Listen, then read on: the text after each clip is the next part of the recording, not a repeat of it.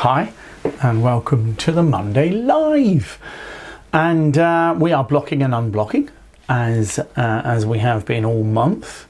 Hopefully a lot of you have seen the big seminar. We'll be looking at another aspect of that today. Got some good hands sent in, please keep sending them in. On Fridays we are dealing with doubled contracts. We are trying to defend better. And as I say, please send those in as well. Perhaps more come on. Unblocking and blocking does come up quite a lot, actually.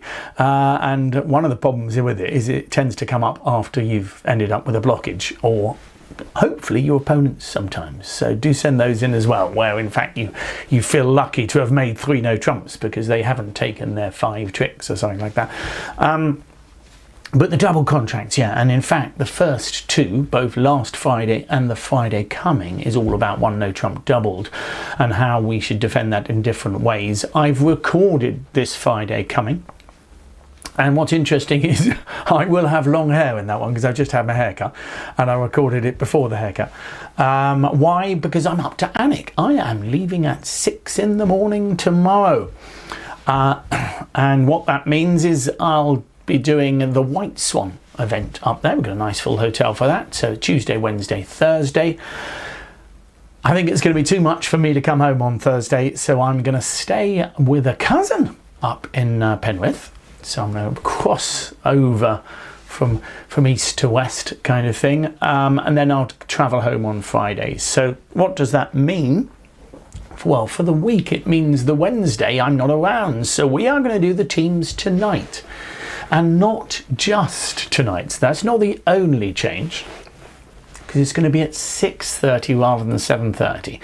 So I'm sorry to sort of mucker you around with the times, as it were, because I know it's nice to have a straightforward time, but don't forget, you can always still watch. So it'll be launched today at 6:30. I'll do it live then, but if you want to watch it at 7:30 on Wednesday, of course you can, and choose to do it then. But I do like doing them live, and that's one of the reasons I try to fit them in. And obviously it can be difficult around a weekday event. Why am I doing a weekday event? Well, I'm afraid to say that's selfish. I love having the weekends with my family, because Alfie's now busy at school, as it were. He's 8, coming up soon, 3 weeks he's 8.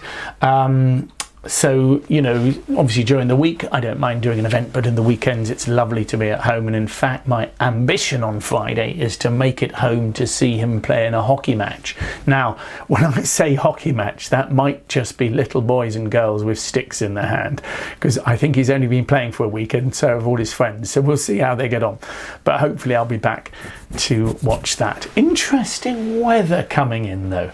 So hopefully we all get to Anik okay tomorrow, including myself, but obviously the temperature is changing, isn't it?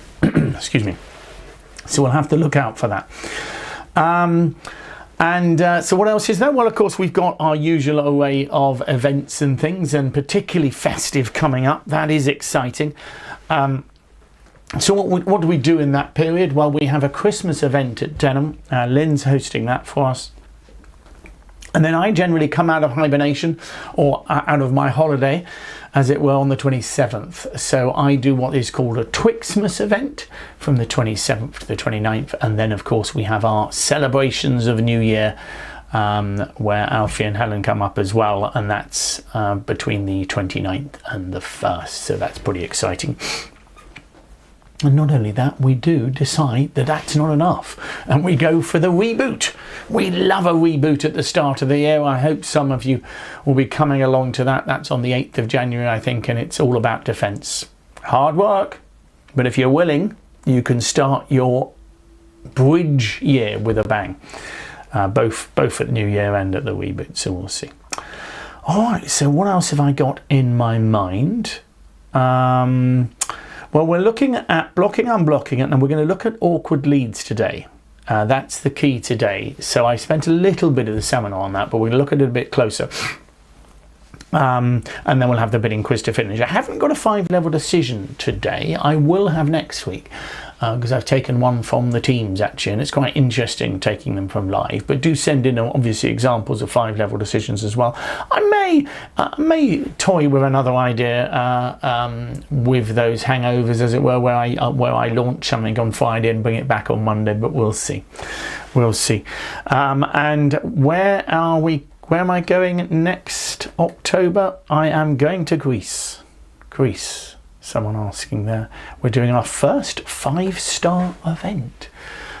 So that is different. The first 5-star event there in Greece. So look out for that.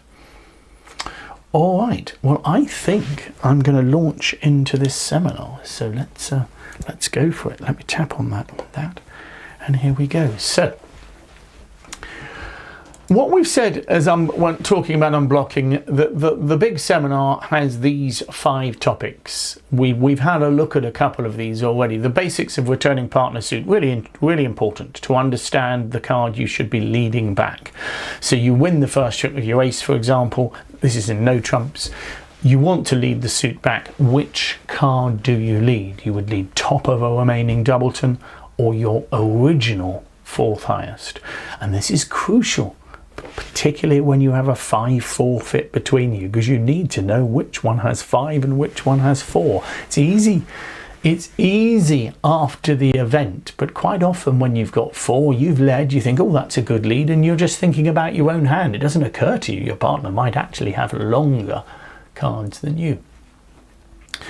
Blockages, of course, simple blockages where you've got doubleton honours, and sometimes we obviously throw those underneath our partner's high card on the 1.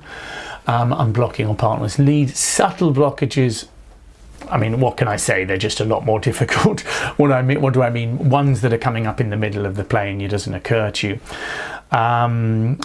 Particularly when you can win a trick with a low card. So your partner maybe wins a trick, leads one back, and you think, oh, I can win that with the 8. And it's normal. Your 8 wins, you then win 2 more high cards, and it turns out your partner's got another winner, and you needed to keep that 8. You needed to almost waste a high card so that you could have the 8 to lead back to partner. So it's all about keeping a low card. And we're going to see that today when we talk about leads, awkward opening leads. It's all about when you've only got one low card, if you are hoping that partner is longer than you in the suit, you will often need to keep that low card. So whether it's in the middle of a hand or as opening lead, sometimes you will need to contemplate leading a slightly higher card. Unblocking later in the play, this tends to be the realms slightly of experts in a way, because we're talking end plays and things like that. So if you think your opponent is good enough to know that you have all the high cards remaining, you might need to try and unblock them and hope partner has a 10 or something like that. So when you've opened, particularly when you've made a bid, if you've made a bid showing points and the opponents are good enough to add their 26 points and think, well, he's opened the bidding, he must have the rest, they won't take finesses. They will try to end play and force you to lead to them. In those circumstances, sometimes you might be able to find spectacular unblocking plays which counteracts the expert declarer play. So that's an expert declarer play against an expert defender. All sorts of things can happen. So difficult opening leads. So what do I mean? Well, look at these 4 suits. Bear in mind here, we are not leading from this hand. We are looking at these 4 individual holdings. Now, what is your ambition? Well, to be fair, you're probably not going to want to lead these suits very often unless you think it's the suit you should be leading, either because partner has bid or because it is the unbid suit. They're still awkward, but imagine that the unbid suit is spades, for example. Okay, so they've bid diamonds, hearts and clubs. Your normal lead is spades. Neither of them have bid spades.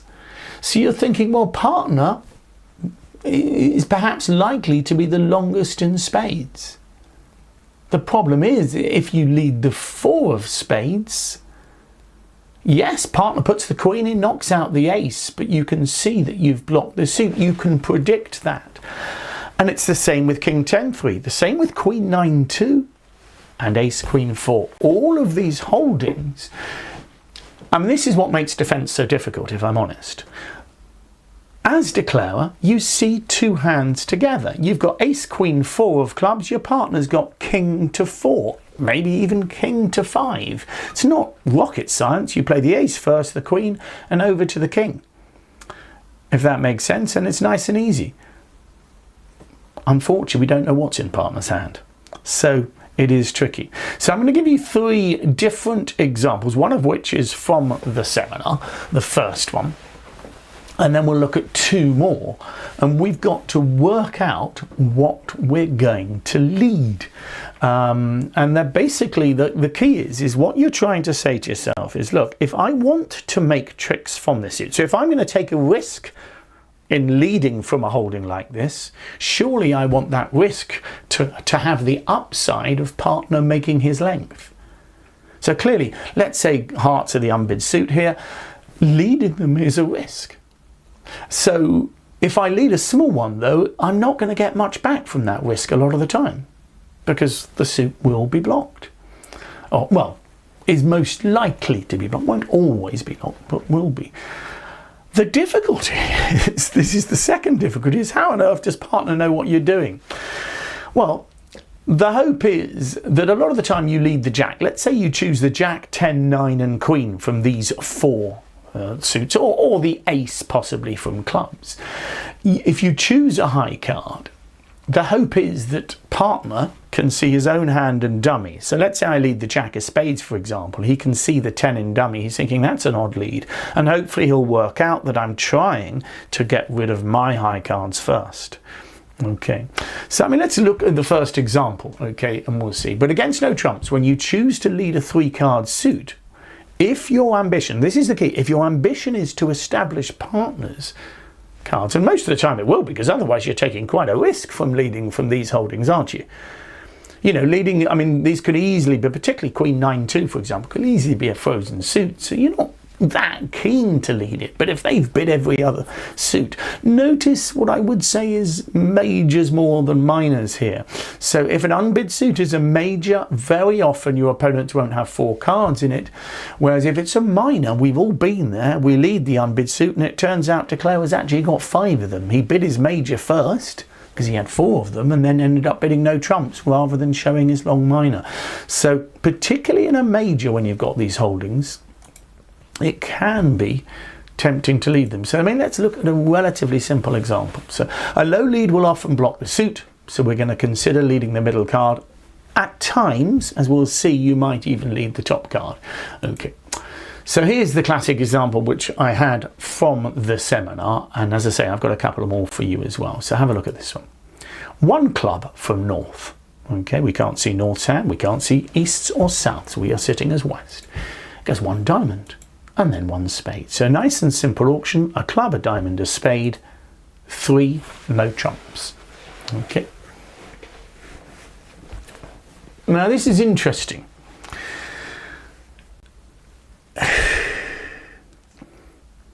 I think, if I'm honest here, playing pairs, you may look for a passive lead. Yeah, sorry, Chris, that was 4 different suits there. You were looking at 4 different suits and choosing what you would lead from any one if that, it wasn't a hand, the hand with 12 there. You were just looking at individual suits. So here we do have a 13-card hand, which is good. And we've got to choose what to lead. If I'm honest, playing pairs, I've got quite a bit of sympathy with just possibly leading the 9 of spades or the 7 of spades here. Okay, because it might be right to be relatively passive. However, let's assume we're playing teams or we're feeling a bit more aggressive. The key is here, if you're going to lead the unbid suit, if you are going to lead the unbid suit, what card are you going to lead? And that's for me is the crucial thing here. Okay, so if you are going to lead the unbid suit, which card are you going to lead? And I think it is difficult, but if you choose to lead hearts, I would feel that I want to use my king and 10. Now, I prefer the 10. Why? Because sometimes I'm hoping that partner's got 5 hearts, not unreasonable maybe, and South could have the ace, jack and a small one. Now if that's the case, it's possible that I want my king to kill South's jack. But I don't want to lead the 3 because I think a lot of the time if I lead the 3, let's say partner has to use his queen and South wins the ace, I've got 2 winners now, but clearly the suit is bigly blocked, if that makes sense, is blocked in a big way. So very tricky ideas. So if you choose to lead a heart, and that's the key, if you choose to lead a heart, I think probably leading the 10 of hearts is your best bet. Okay, playing pairs, really interesting lead because you might want to play safe. I mean, let's look at the hand here. And what's interesting is playing pairs, you might get it right. Interestingly, John, yes, so John's saying, would you still lead the 10 if you played strong 10 here? Again, the hope is partner will see the 9, and interestingly, you have got the king above it. So in a sense, it would, partner might see the jack, is what would give it away, and but hopefully what will happen here is partner will know you've got a higher card, so it will work in your favour here, the 10 of hearts. Now, what's interesting is my other option of lead, I think, might be, well, no, as it turns out, they can go up with the ace of spades, can't they? So if you chose a spade lead, as long as they go up with the ace, they only lose 3 tricks. They just knock out the ace of diamonds and play the ace, king and queen. And we make the ace of diamonds and the king, queen of spades only. However, we've chosen a heart lead here, and hopefully you can see it's relatively straightforward. Now you might think, the king works just as well. Well, I could move. I wanted to design the hand in a particular way to allow the suit to run smoothly, but clearly if I move the 2 of hearts into the south hand, you'd prefer to have that king to kill the jack. Okay, clearly the 10 may well lose. I mean, it may well give a trick away. So it's an aggressive lead in a way, but you're being realistically. Can you see that if you leave the 3 of hearts here, the queen goes up from your partner. There's no real, it doesn't really matter whether de Clara ducks it or not, to be honest, but he's a little more likely to win the ace maybe, and we have blocked the suit. Partner has to play the queen, because if he doesn't, the jack wins the first trick, and that is a disaster. That would leave the opponents with a huge number of tricks, probably 12. They would end up making if you ducked, if partner didn't play the queen on the first trick. Clearly partner should be thinking something very strange is going on, and if you've led 10 from 10 doubleton, it makes little difference what he plays. So it's not easy to play the queen. I'm sure some people wouldn't, but he should play the queen because it doesn't make any difference. If de Clara's got ace king jack, he will always make the ace king jack once your partner's led it. Okay, so playing the queen is just an in case play. Most of the time he's expecting you to have led from 10 doubleton. Does that make sense? So don't feel that it's not that easy, but it's the only way to unravel these things. So let's see if you lead the normal, in inverted commas, 3 of hearts, you do establish the heart suit. So it goes a heart to the queen and ace, you win the ace of diamonds, and you cash the king of hearts. And then you make the 10 of hearts. So let's see that. So you cash the king of hearts, you can make the 10 of hearts, but you then never make another trick. Does that make sense? So you've won the ace of diamonds, you cash a king of hearts to drop the jack, but if you've led the 3, you are stuck with the 10 in your hand, and unfortunately, clearly de Clara gets home. You make the 10 of hearts, but de Clara makes the rest. Remember, his diamonds are winners, his clubs are winners, so he doesn't need to be thinking of ducking a spade. Okay, so the 10 of hearts blocks the suit. If instead we manage to lead the 10 and partner puts the queen, so it's not easy defense, but if you lead the 10, partner covers with the queen because he's thinking, okay, I've got 9, 8, 7, 6, which are all equivalents, so I can overtake the queen and then see what happens. At this point, South wins the ace, and it's still not easy, but the only chance of getting the contract down is to cash the king and hope the jack falls. And when the jack does fall, your 3 of hearts can be led to partner's hearts. Okay, what's interesting here is partner had 7 points. If he'd had a slightly better heart suit, he might have overcalled 1 heart. But because they were poor, he decided not to. And that, you know, it's an interesting thing. But the only way of getting this contract down is if you've unblocked the 10 on the very first trick, or the king as it happens because of the way the suit lied. You'd have to unblock the king and the 10 if you did that. Okay, here now you've got the 3 of hearts, which you can lead to the 9-8-7. Isn't that interesting? Okay, so it's a bit more subtle when it's an unbid suit. Okay, and I mean, that's really tricky, and I think the 9 of spades looks reasonable to me, or the 7 of spades. And some declarers might go wrong. They might think, oh, if I take a finette, but declarer should get it right. He should be able to play the yeah, because you're always going to get a heart switch, so you've got to put the ace of spades up there, and you should make 10 tricks. Okay, playing teams though, I would say your most likely chance of getting the contract down is hoping partner can make 4 heart tricks to go with your ace of diamonds. So I think the 10 of hearts is a tough lead though, and the queen of hearts is a tough play. Okay, let's look at a slightly easier one here. 2 hearts from your partner, 2 no trumps. You decide to bid 3 hearts. It's always touch and go there, because with your heart holding, you're quite hopeful that you might be able to defeat 2 no trumps. Okay, it is love all, I should say. Anyway, they finish in 3 no trumps, and it's your lead. And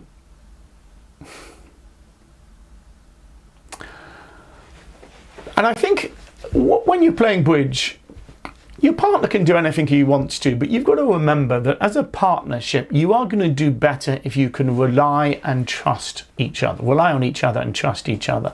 So I do not think it's unreasonable to trust that partner has either the ace or queen of hearts here.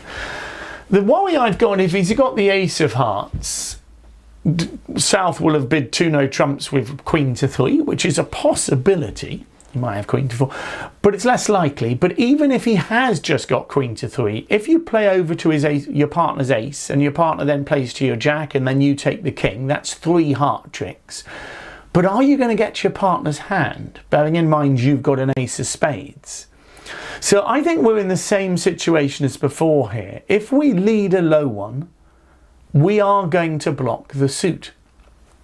Now, if partner happens to have queen 10, 9 to 6, he might gamble and put the 10 in on the first trick. But I would have thought more normal if you lead the 3 of hearts. I think a lot of the time here, your partner's got queen 10 to 6, and South has got the ace to 3 or ace doubleton. Does that make sense? And particularly if it's ace doubleton, it makes a big difference here. Okay, because we will have a 3rd heart, and it's just normal. South is sitting with 16 or 17 points with the ace of hearts. He hasn't maybe got 4 spades, so he bids 2 no trumps to show his strength, and North bids 3 no trumps. It looks like a normal auction. There's no reason to think South has got anything more than that. And I think the most important thing here is you don't lead the 3 of hearts. So we are gonna, which one should you lead, the king or the jack? I don't really mind here. The book lead might be the jack, but I don't mind the king. I think either of them work as long as you don't lead the 3. Notice you have supported your partner, so partner will place you most of the time, I would have thought, with 3 hearts. I suppose you might have a singleton with a doubleton heart, but it seems unlikely. You'd have a very distributional hand there. Partner will know what you're trying to do. He will work out that you are, well, I said, he will hopefully work out that you are trying to unblock the suit. So as I say, I think this is a relatively straightforward one. Do not lead the 3 of hearts. Okay. Here's the hand. Now, it depends on your style. East may not choose to open a week 2, but if he doesn't, what's interesting is you may not be able to find the right lead, as it were. However, he's opened a week 2. I think South has just a normal 2 no trump bid. He doesn't want to double because he's only got 1 suit, so he bids 2 no trumps, and North has I think a relatively normal 3 no trump bid. And all you need to do is avoid leading the 3 of hearts. Does that make sense? If you lead the 3 of hearts, partner can't play small, Because if you play small, the 10 of hearts wins the first trick. So partner would have to put the queen on to knock out the ace. And even if Declara ducks this now, you have blocked the suit. Now, if Declara played on spades first, that would be fine. But he's going to play the king of diamonds first, just naturally, because that's the way I've set the hand deliberately. So East's ace of diamonds gets knocked out. And as long as you haven't blocked the suit, you will make 5 heart tricks and 2 aces. So that is not just 3 no trumps going down, that's 3 no trumps 3 off. If you block the suit, Declara makes. So there's a big difference here.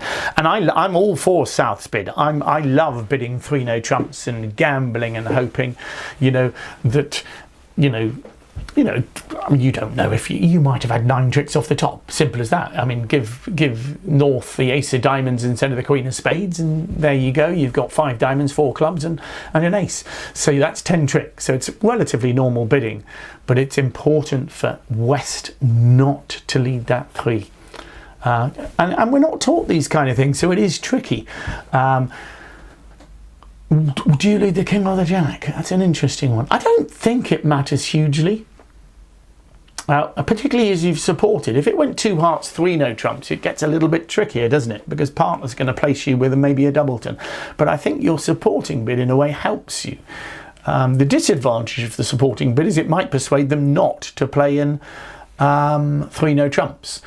Not that, I mean, let's have a look. 5 diamonds is 1 off as well. So, I mean, I think probably, yeah, 5 diamonds would drift 1 off, so it doesn't do them much good to play in a different game. Okay, let's look at one more. As usual, we haven't got much. So it's your partner opens a club, 1 no trump from South. You pass them as you estimate, and North bids 3 no trumps. 1 club, 1 no trump, 3 no trumps.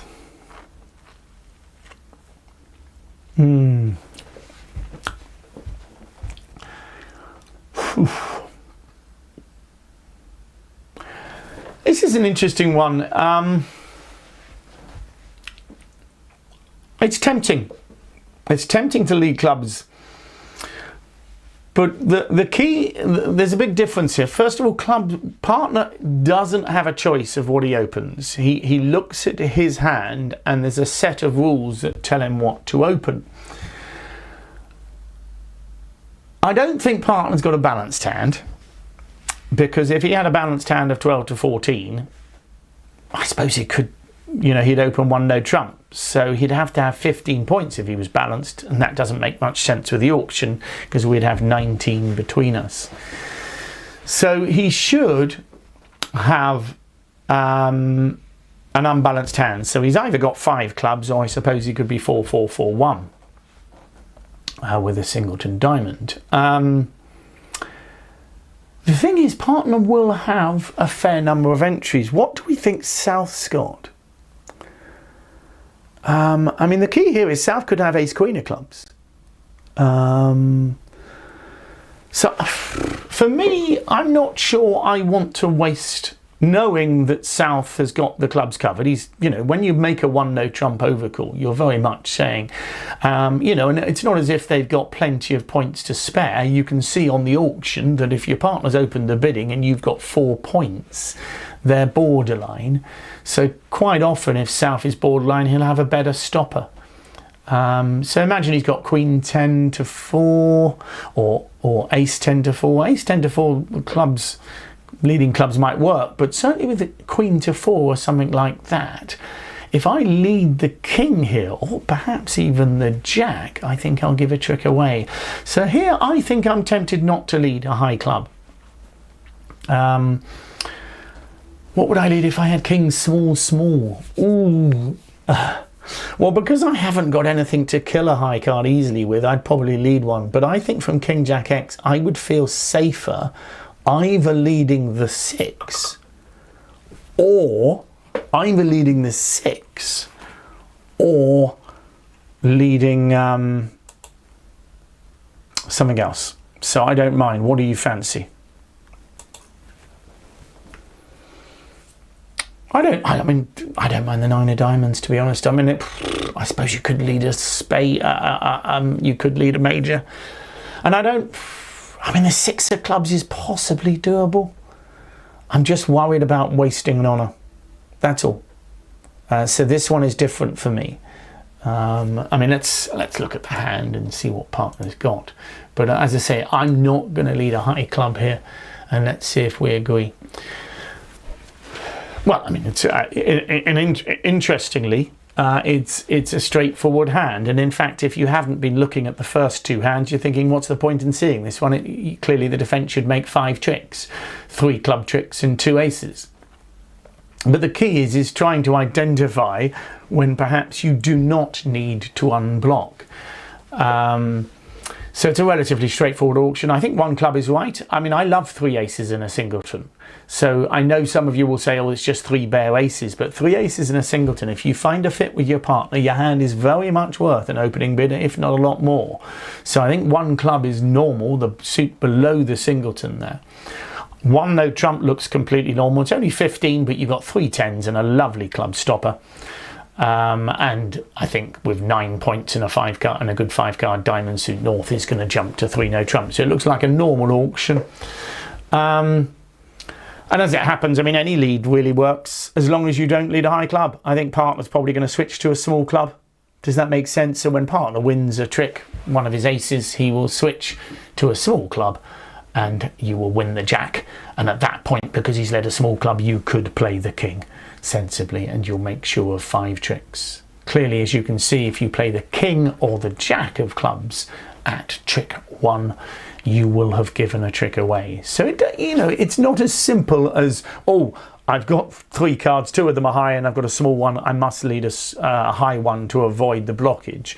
You've got, if partner's made a conscious bid, if partner's made a 2 club bid here, not unreasonably, you're placing him with strength and length. Here, he's just made a club bid. I think a lot of the time you'd expect him to have 5, but even with 5, perhaps the most likely holding is 5 to the ace, a singleton in the north hand, and queen 10, 9 to 4 in the south hand. So basically, you've got to work out whether you can afford to waste a high one.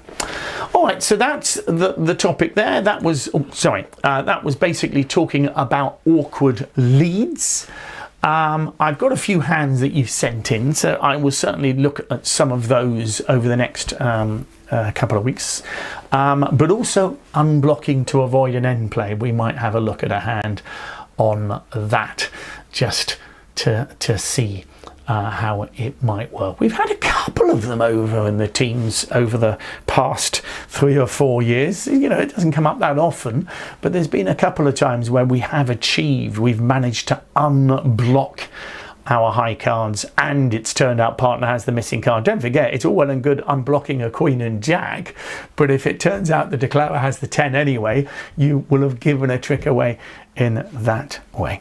So I hope you enjoyed that. It's quite a tricky topic when you get to the nitty gritty, like those kind of leads and subtle blockages and things. The origins, the first couple of topics where you're trying to unblock high cards, work out what to play on partner's lead of a high card, and also knowing what card you should return are fundamental in a way. Okay, what we're going to do is have a look at that bidding quiz, so let's get that up.